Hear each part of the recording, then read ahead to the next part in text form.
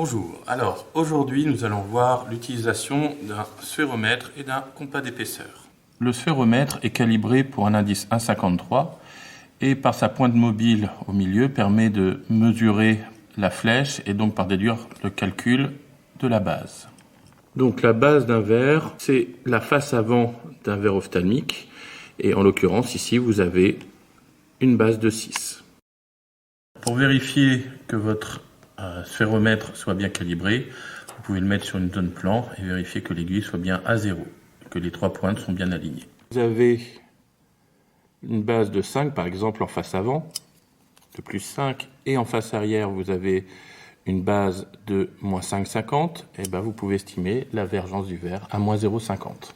L'intérêt donc aussi du sphéromètre, c'est que sur des montures galbées, ou des montages avec une monture qui ne peut pas se galber, ça nous permet de connaître le galbe nécessaire du verre, le verre de commande, pour pouvoir faire le montage correctement. En l'occurrence ici, nous avons une base de 7. Dans le cas d'un taillage de verre sur mesure, plus humain, vous pouvez modifier la base du biseau qui devra correspondre au galbe de la monture pour que le verre puisse s'insérer convenablement.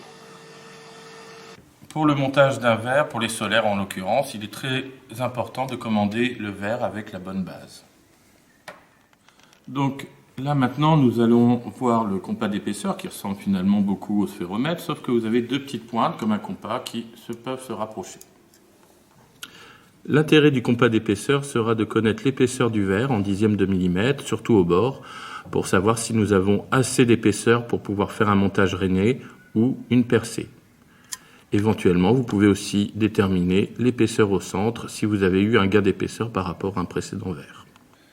Donc voilà, j'espère que cette petite vidéo vous a plu et si vous avez des questions, n'hésitez pas à contacter la société La Paire.